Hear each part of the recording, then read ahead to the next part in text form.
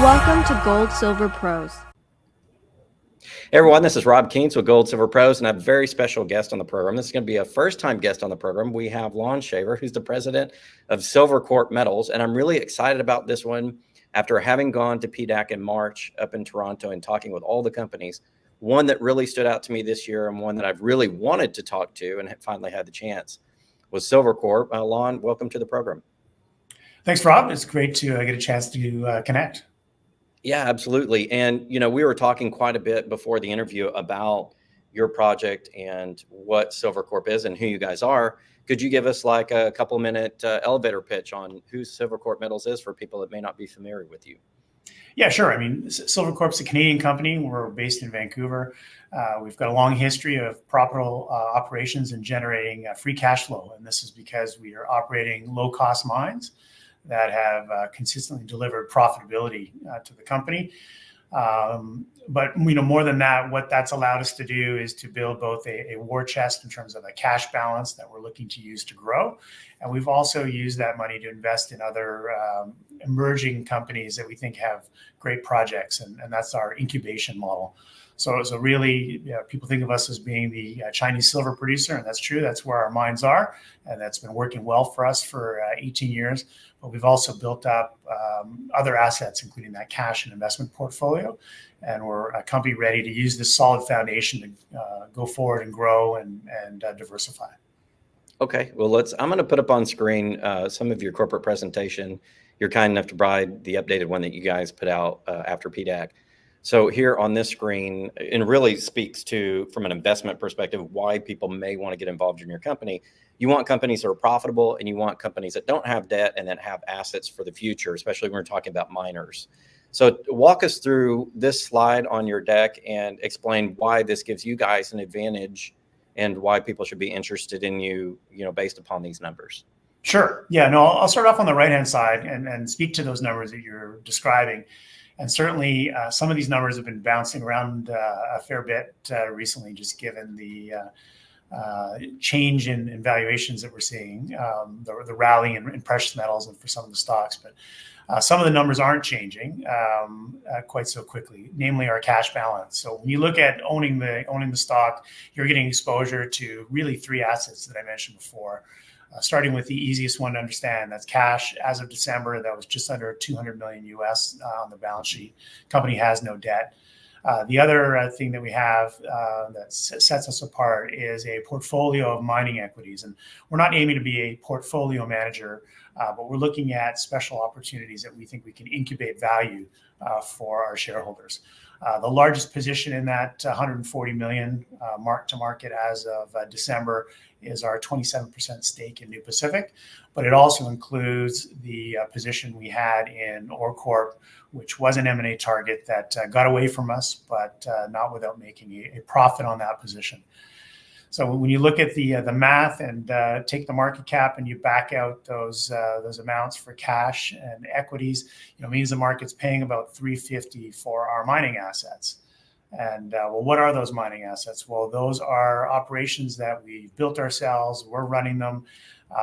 And since production began, we've produced over 100 million ounces of silver, over 1 billion pounds of lead and zinc. The mines have delivered dividends to shareholders of over 520 million, which has allowed us as a company since inception to pay dividends to shareholders and do buybacks in excess of 200 million. Current status, we're targeting 8 million ounces of silver plus lead and zinc in terms of production. And in our most recent financial results, we were producing silver at all-in sustaining costs of just over $11. So that's a pretty good number, and that's what's allowed us to generate margin over the years. And that margin is why we've delivered operating cash flow on a trailing 12-month basis of just under 90 million. So if you look in terms of that attributed value to cash flow, still trading at a very modest level. And then if you look from an NAV basis, taking the average of the analysts who cover us, they put an NAV on our mining assets of 583. And, as I mentioned, on a look-through basis, the market's valuing it significantly less than that. And when we walk through the rest of the story, understand that these assets have a solid reserve base, cost profile. We've got plans for growth. So we think this is a compelling investment opportunity for investors at this level. Okay, so we'll get to growth strategy here in a minute, but so that people know where you guys are mining, tell us where your big operations are, how that's been for you guys. I know we're talking about a district which a lot of people may not know a lot about here in the United States, but which has been great for a lot of companies. Talk a little bit about the advantages of your experience operating in China. Yeah, the company entered into China focused on the Ying mining district when really there was not a lot going on in 2004. Got secured into a joint venture on some key assets, brought those forward, brought them into production, added some other peripheral mines, and we're now running with 7 individual mines and 2 milling facilities in that Ying mining district, right in the center of China. We've built and are operating another mine. It's a smaller one, the GC mine in the south of the country in Guangdong province. And those 2 mines basically produce silver, lead, and zinc. And we ship our product, which are lead concentrates and zinc concentrates, to smelters within China. And this has a lot of advantages because of the proximity to the customers, good payment terms, low working capital. Also from a supply side of things, all mining companies need inputs and reagents. Where do they come from? They come from China. It's a very competitive market, lots of suppliers, so we get good prices, don't have to carry a lot of working capital. So, we view ourselves really not that differently than other Western companies that have found China to be an attractive manufacturing base. And the products that we're producing obviously are going into those supply chains for making things like solar panels, and looking at the silver, lead going into lead batteries. So we're feeding into that manufacturing environment in China that obviously the world needs these goods, and we're an integral part of that. And obviously our 18-year track record has shown we've been successful navigating this the space. We've got a free market in terms of for our metals, as noted on the slide here. So we have a range of different customers that we sell to, depending on terms from sort of period to period, and we have the ability to distribute profits out of the country, like other Western companies that are operating in China. So it's actually been a good environment for us, and we see like a long future ahead based off of the reserve and resource bases in those assets. Yeah, and certainly looking at the financial pie chart that you put up, you guys are very well positioned, specifically in the primary silver producer market. Most silver doesn't come primarily through silver producers. It comes as a byproduct of other mines, and it's been often difficult the last few years with silver prices for a lot of these primary silver miners to make money. The fact that you guys are doing it because of where you're positioned, the type of costs that you have, the ability and access to markets to sell your product is pretty astounding, and seems to put you guys in a little bit of an advantage over the rest of the market with regards to being able to sell even during tough times and move your product. But in addition to that, you have a growth strategy here. So talk about your growth strategy, and we'll get into here in a minute New Pacific Metals as well. Yeah, so really, going back to that first slide, there's those 3 main assets, and we have a growth strategy tied into each one of those. And so, from the operating asset, we can see organic growth from those existing mining operations. And we have been, over the years, and continue to do extensive exploration. And that's allowed us to open up new areas of the mines, identify new resources that we can convert to reserves. It's also allowed us to find new types of mineralization. So we've built a little gold operation within our silver mines here in recent years, based off of a discovery of a different mineralized structure. So that's continuing, and we have plans for Ying, which will grow its production and throughput, and obviously total metal output here in the coming years. And we'll have more details on that later this year. The second growth strategy ties into that those companies in the incubation portfolio that I mentioned. And so New Pacific is the largest. It's a 27% stake. And, that's a company that has, emerged as a leader, having identified and is developing two very promising looking silver and silver gold projects in Bolivia. And I've got another slide here later that we can speak more about that. But this is a situation where we saw there was an opportunity, saw that there was a project of great potential, that being Silver Sand, helped to seed and fund the company to make that acquisition, make that discovery.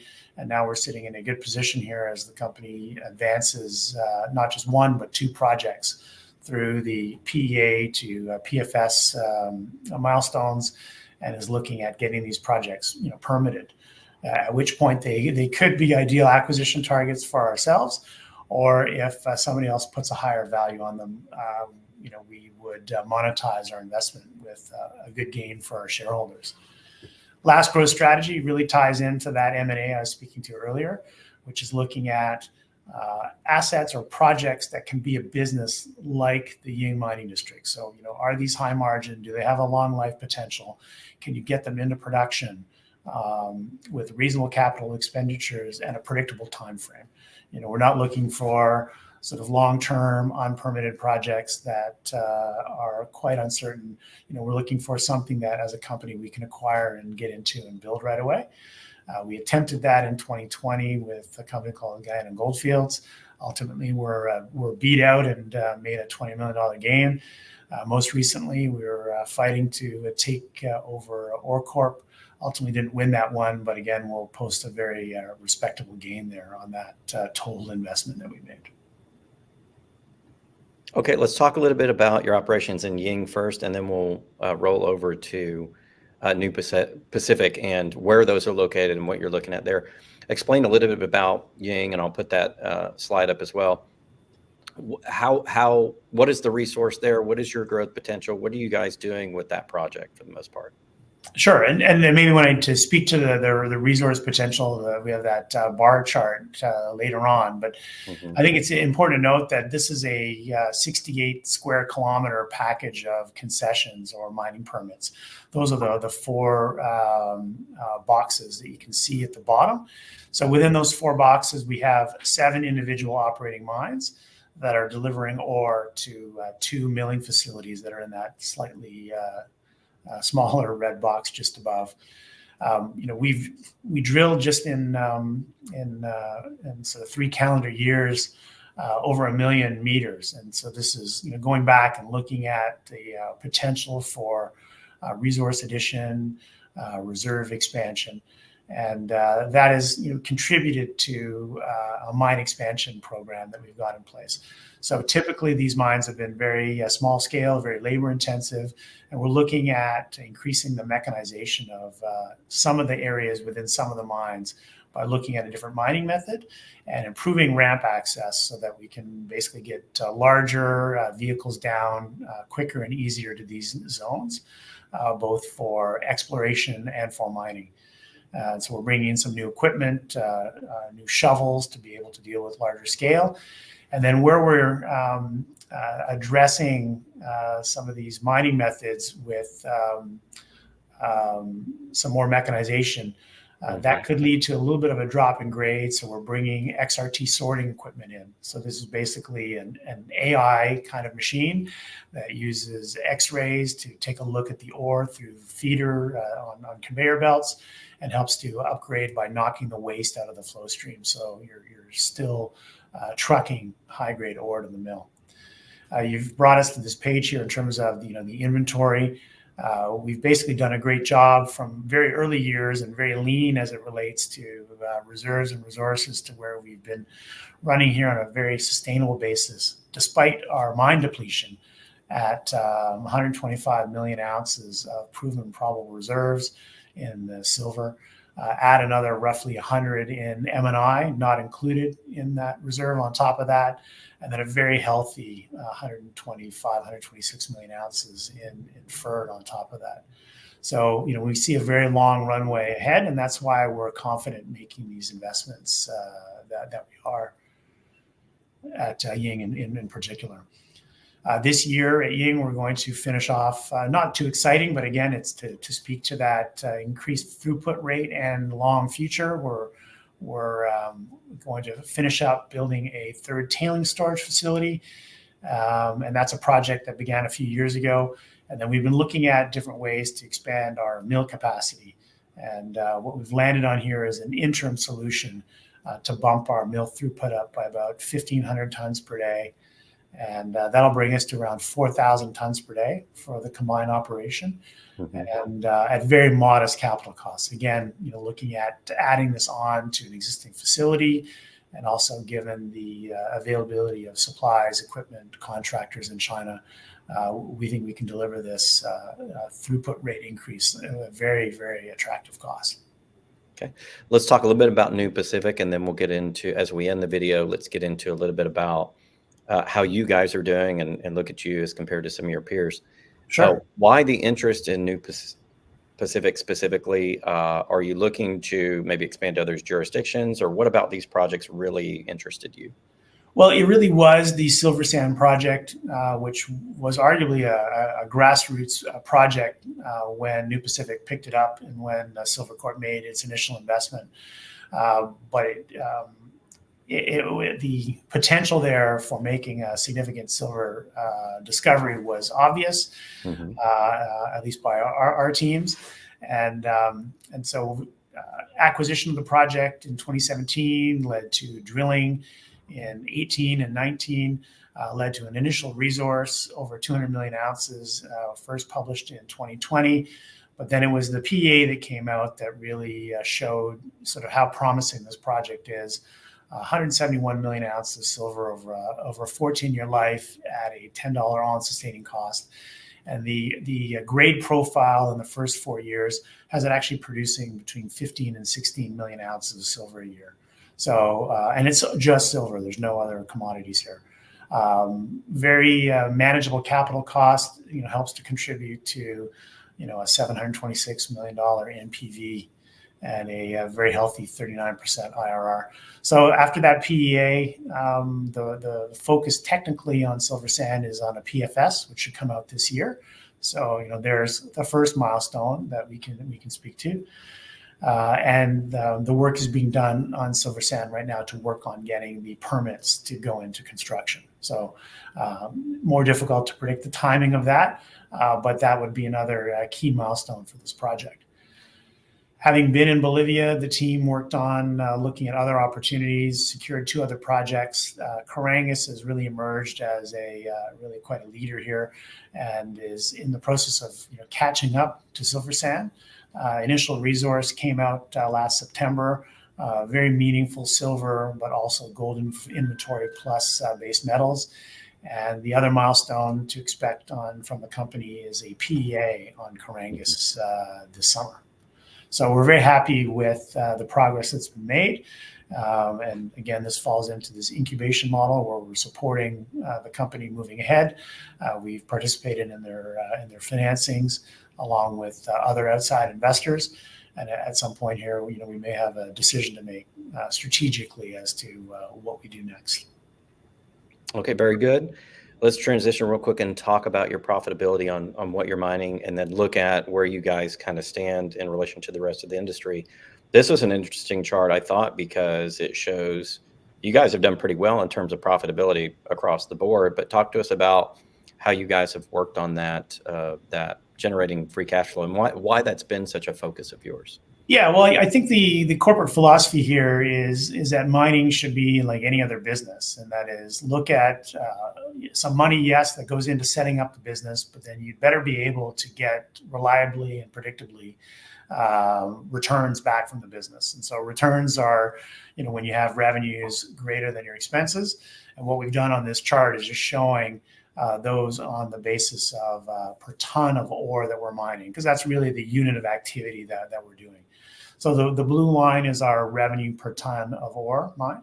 It's a function of the metals that we're producing, silver, lead, and zinc, but also the grades of the ore that we're actually delivering to the mill. So we've done a good job, even with volatility in commodity prices, at keeping that at an elevated and healthy level. The next thing is your expenses. And so that's the red line. And what we're showing here in this is our all-in sustaining cost to produce a ton of ore, from the mines. So if you take the blue line and you subtract the red line, so revenues minus costs, that gives a profit. In this case, it's kind of a cash margin per ton of ore, the green line. And it's the fact that this number has been positive going, really, other than a couple exceptions, all the way back to 2015, even through, really terrible years for the silver price. It was having that positive cash margin is what put money on the balance sheet and is what has allowed us to minimize equity dilution. We haven't issued a share other than options since 2010.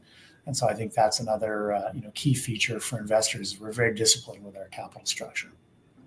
Yeah, honestly, that's quite amazing. That's not a story that you hear in silver metals mining very often, that you're not diluting and that you have basically a 10 to 12 year period of being profitable during some of the most difficult long silver markets that people have seen in the last 30 to 40 years in terms of profitability over what their costs are. You guys, it's very rare to see a story like that. Talk a little bit more about this slide 15 in your deck, talking about where you are relative to your peers and where you think you guys could be positioned, especially this year with the market seeming to have come back. There's more interest in the metals, more interest in the miners. What do you think that means for Silvercorp Metals for the rest of 2024? Well, I think looking at this chart, we could make the argument that we're trading at the lower end of the valuation ranges of our peer group. And if you looked at this, you could sort of say, all right, well, to some degree, the larger multi-mine, multi-jurisdictional companies typically are trading at those higher valuations and have those higher market caps that attract a broader investor audience. And so, we've got a strategy in place, and that is to grow and to add more operations and diversify geographically. But then I think to your point is, as more people are looking at the sector and realizing you'd rather be buying low and selling high, or looking for those better valued shares, I think we stand out as a great investment opportunity. And we're not vulnerable from a cost standpoint. We're not vulnerable from a mine life standpoint, and our track record, I think, speaks to those factors. You guys also have generated a lot of interest from the market, names that are interested in investing in you. This is kind of the last slide that I want to talk about. Talk about who some of these guys are and what they see in you, and what kind of partners have they been for you guys, over the last few years. Yeah, I would say from a starting on the right hand side, research coverage. We've been, because of the strength of our story, we've grown our sell side research coverage, which is helping us get the story out. But looking at that table on the left, I would argue, we're still under-owned institutionally. You can see some notable names there, which represent some of the bigger ETFs. We have some quant funds that own us as a result of our great valuation and financial performance. And then there's some sort of, call it, more niche long only, and some European funds that own us. But when you look at the pie chart on the right, we're heavily owned from a retail standpoint, and family offices and some of these smaller funds. And we do think there's an opportunity here for investors as the market's looking for more and more names, and institutions are looking to get positioned. We think we can grow that institutional ownership, which will only benefit the people who've gotten in earlier. Makes sense. All right. So last question I had for you is the same thing I always ask when we're talking to mining companies. What do you think are going to be the most exciting developments for the rest of the year, and what should investors really focus on with regards to where you guys are going to evolve this year, and what is the news flow, do you think, going to look like for the rest of 2024? Yeah, well, I think coming back to the growth strategy, obviously M&A remains a focus. Can't predict what and when that could happen, but that would be obviously a key catalyst, a key event, if we were to identify a target that we felt was attractive and came to terms to get into an acquisition. Obviously, from the investment portfolio side, that New Pacific has a number of milestones coming up, and so we're excited to see that as indirectly catalyst for Silvercorp as well, as they are proving up and showing the market that those great assets can be moved forward. And then lastly, on our own assets, we've got these programs in place to really optimize and move Ying in particular as a mining district to the next level. Increases in throughput, new equipment, shift in sort of methodologies, so we can see ourselves growing that production profile. And we're going to put out a 43-101 report on Ying and GC in the next couple of months. And in that should be more details for what investors can see coming from those operations, not just in the near term, but life of mine going forward. Okay. And if people are interested in participating in your stock, or maybe perhaps just getting more information, how should they reach out to you? Well, certainly can reach out through our invest@silvercorp.ca email address. Be happy to answer the questions. And obviously you can find us trading on the Toronto Stock Exchange and the NYSE American under the ticker SVM. Okay. Well, you guys have had an amazing success story over the last few years, and that's been in a rough market. Well, certainly the ups and downs. Now it looks like we have a very robust market, and you guys have expanded out into that partnership with New Pacific and that exposure of different districts and that expansion potential, which I think will be accretive right to your bottom line any which way you look at it. So I think definitely exciting things. And this is why I personally chose this one to have on the program first, coming back from PDAC, because when I was speaking to your team out there, you guys did really well considering the situation you're in. Plus, I think there's tons of upside on this one. I was just really interested in getting you guys on the program. I think it's potentially really good a company for people to look at if they're wanting to move dollars into the mining equity space. So congratulations on all your success. Hope you guys do well for the rest of the year, and I'd love to have you back on sometime in the future, Lon. It'll be great, Rob. I'd look forward to it, and I thank you for the chance to connect and chat about it today. Absolutely. Thanks so much. And guys, we'll have more of these mining stock previews or reviews or interviews, if you will, throughout the year. Certainly a lot of people are getting back in the equity space. It's something that we've covered for a long time. So we're bringing more interviews, companies we met at PDAC, as well as some others that we already have relationships with. So stay tuned to the channel for that. And this has been Rob Kientz along with Silvercorp Metals for Gold Silver Pros.